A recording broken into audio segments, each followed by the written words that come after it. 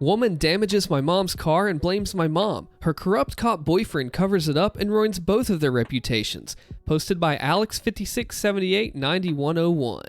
For some background, I live in a predominantly white suburban town in New Jersey, and my family is Asian. Although the town is alright for the most part, it's not really a secret that some of the townspeople are pretty racist. One of our neighbors, let's call him Anthony, is a retired police captain from another town, but he's friends with my town's police chief. My mother is a first-generation immigrant, and although she's fluent in English, she still has a pretty thick Asian accent. A couple of years ago, my mom went to visit one of her friends on the other side of town. My mom had parallel parked directly in front of her friend's house, which is at the bottom of a small hill. As she was leaving, a woman driving a Jeep Wrangler with her children was driving down the small hill, but she was still a decent distance back, so my mom pulled out of her spot. The road they were on was really wide, with enough space to fit 5 cars next to each other, and about 40 feet ahead was a stop sign. My mom at this point was already in the middle of the road, fully out of the parking spot, and had gotten about 10 feet when the woman driving the Jeep suddenly came up from behind my mom's car and cut directly in front of her, crossing a double yellow line to do so. Because of the angle she cut off my mom at, the Jeep's rear wheel ended up ripping off my mom's front bumper. My mom naturally immediately stopped, and the woman got out of her car after straightening it out on the road. As soon as she stepped out of her car, this woman, we'll call her Karen, immediately starts cursing my mom out at the top of her lungs. Karen told my mom to call the police, but my mom told her that her phone had died. My mom's friend and her son, as well as the neighbor, came out of the house after hearing the commotion to see what had happened. The neighbor, an elderly man, asked what happened, and Karen yelled, "Are you effing blind? An effing accident happened. Go call the police. I need to call my boyfriend." The son had taken a law class in college, so he offered to take a bunch of pictures of the scene of the accident and send them to my mom later. This becomes super important later. The neighbor calls the police, but Karen's boyfriend arrives at the scene first. When the cop, let's call him Kenny, finally arrives, he asks my mom what happened, and just as my mom had just started saying her side of the story, the cop says, "Wait just a minute," and walks over to the boyfriend. As it turns out, the boyfriend, we'll call him Sam, was a cop in the town who was pretty popular with the kids in the middle schools since he would occasionally visit to talk about things like DARE and other things in assemblies. Sam was off duty at the time, so he was able to come over when Karen called him.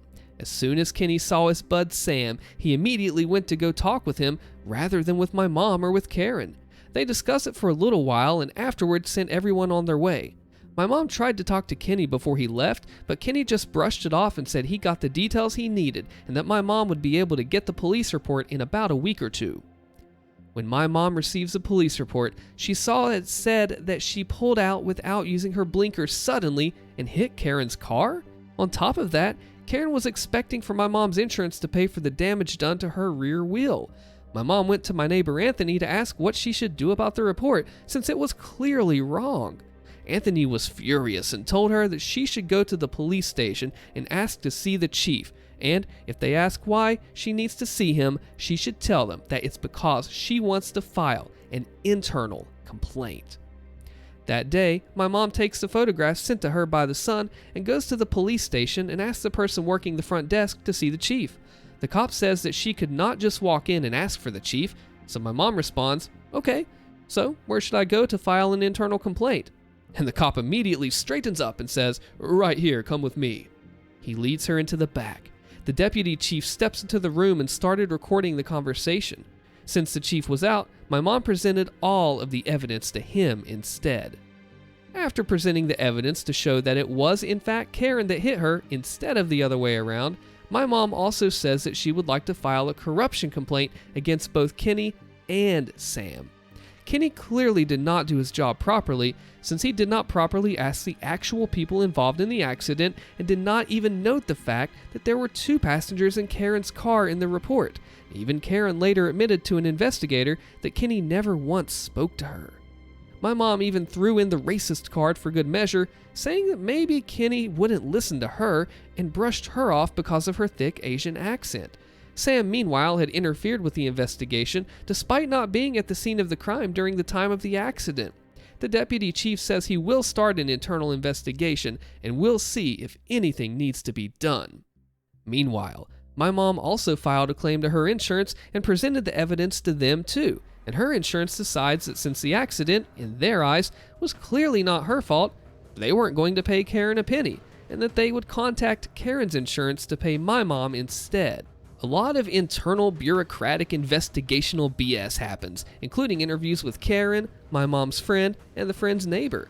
About a month passed and an officer comes to our house to tell my mom that Kenny had been punished, but there was not enough evidence to punish Sam, and he just wanted to know if there were any other concerns that she had. Since Karen seemingly had not done anything to further warrant any action and the damage to the car was paid for, my mom said that there was nothing else. This is the fun part. 3 days after the officer came to our door, a letter came in the mail for a court hearing. Turns out, Karen decided to file 3 tickets about my mom just 1 day before the statute of limitations. Apparently in New Jersey, citizens are allowed to file complaints about other citizens breaking the law, a thing that our family had never heard of before until this happened, and because of how late she filed these complaints, by the time we received them in the mail, we could not even counter-complain, and the only options were to pay the fine or go to court. We assumed that Karen learned about being able to file complaint from Sam, because no crap, and that the only reason she was willing to go this far is because she heard my mom had a super thick Asian accent and assumed that my mom wouldn't know what to do about the tickets and would just pay up. What she didn't count on was the fact that my mom is actually really aggressive with an absolutely massive network of people that she knows. Within a day, my mom hired a lawyer to fight the case, and they immediately asked to change the court from the small court in our town to one of the large courts a couple towns away. The logic was that if she fought the case in our town, my mom would be at a disadvantage since her case was essentially going against our town's beloved police force. But by putting it in a different town, the playing field would be even. Additionally, while my mom worked from home in her own business, Karen had a full-time job in town, so going to court in a different town would be a huge pain in the butt for her. The lawyer had prepared a huge amount of evidence against Karen, so there was no way she was actually going to win the case no matter what. Come the court date, Karen never showed up, so the case was thrown out. That was a pretty nice win, but what came after was even better. Since my mother and sister have a lot of friends in town, the story of Karen and Sam doing this shady bullcrap got out really fast. Soon, half the town had heard about it, and suddenly Karen and Sam went from 2 favorites in the town because of Sam's reputation to 2 of the most underhanded and nasty people. Sam stopped getting invited to school assemblies, and Karen was ostracized in her kids' school PTA. Anthony also ended up talking to the police chief in private, and we found out that although Sam was not officially punished, he was severely reprimanded by the chief. You know what? Honesty goes such a long way, especially in positions of authority. If you show distrust, if you show the people that you cannot be trusted, your name will be dragged through the dirt and the mud and just about anywhere else. Way to go, OP. Bully me? My dad will bully you. Posted by Havocs. Let me preface this by saying that I'm now out of college, but this encounter still plays vividly in my head every so often. I'm also not sure if this counts as ProRevenge, because I'm sure what happened was illegal, but nonetheless, it's not entirely insane. When I was in the 4th grade, my teacher had it out for every boy in her classroom. For the sake of the story, let's call her Miss Karen.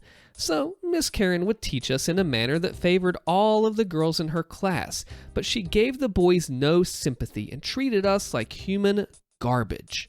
To start this, our desks in elementary school were the ones with little cabinets directly next to us, so we could easily get our things out whenever we needed to. Anyways, if we ever couldn't find our homework or whatever absurd thing she asked for, she would get some of the girls from class to grab our desks, tip them over, and go through all of our belongings in search of what she wanted from us.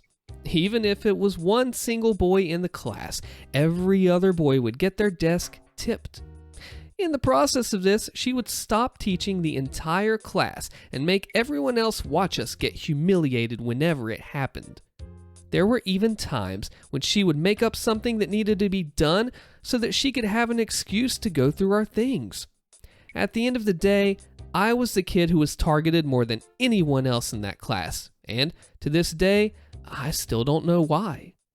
When it came to me, Miss Karen would constantly degrade me in front of all of the students, turn me down when I asked for help, and make the girls go through my desk even when we weren't turning in an assignment. Every day I would come home and tell my parents how awful school was and how Miss Karen would bully me, and they brushed it off. I can't say I really blame them. I did have some trouble in school before this, but that's not the point. It was like I was constantly being searched for contraband in her dang class, and nothing I ever did was good enough for her.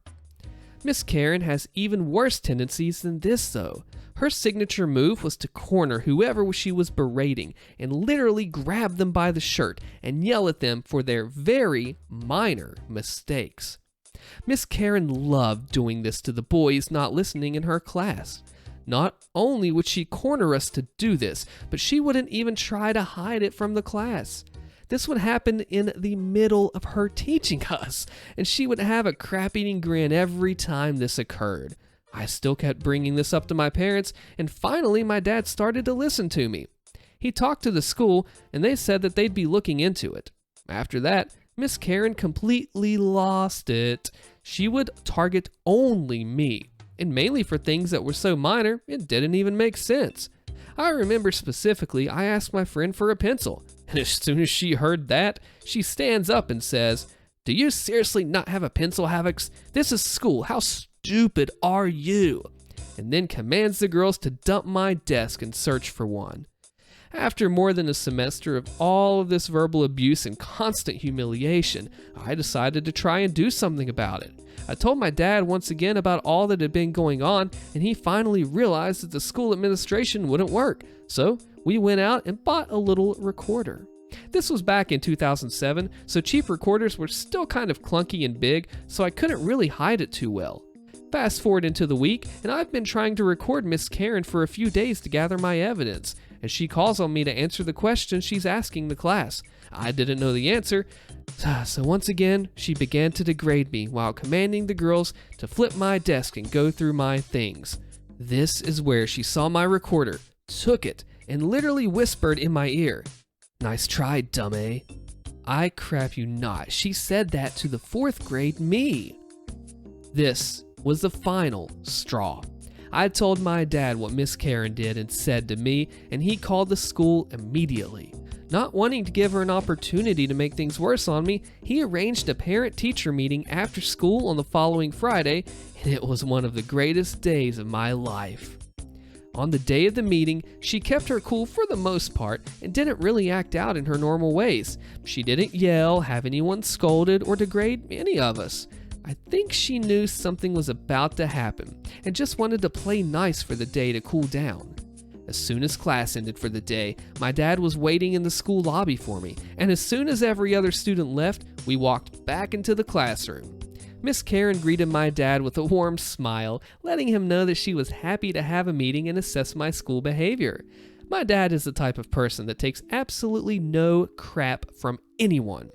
Miss Karen started to tell him that I tend to act out, make obscene comments, and talk through her lessons throughout the day. And when my dad interrupted her and said, "No, I don't need to hear your BS story that you just made up to make my son look like the problem here. I want to know why you make it a goal to bully him. Can you explain that to me?" I have never seen Miss Karen make a face like she did in that moment. She started to talk again, and he stands up, interrupts her again. "Actually, why is it that you only bully the boys in class? Why do you get in their faces?" Miss Karen is completely silent at this point, unsure of what she can do next. This is when crap gets real. My dad literally grabs her shirt, pulls her close, gets in her face, and says, "This doesn't feel so comfortable, does it?" Miss Karen very quietly agreed and said, "No, this isn't very comfortable." And for a final blow, my father lets her go, flips her whole effing desk over, dumping all of her crap over and breaking a lot of it on the way down. He grabs me and pushes me out of the door, but looks at her before we leave and says, "If you ever even touch my effing son again, I will go out of my way to absolutely destroy your pathetic life." From that day on, Miss Karen was as nice as can be, never said anything mean to me or any of the boys again, and my dad took me out to McDonald's to celebrate. She even gave back my recorder the next school day. Definitely a win in my book. As a dad, I would be very outraged if this happened to my child. And I do think the dad went pretty extreme on this one, let's be honest here. Going to administration would have been the best. Unfortunately, they did not do anything, so wow.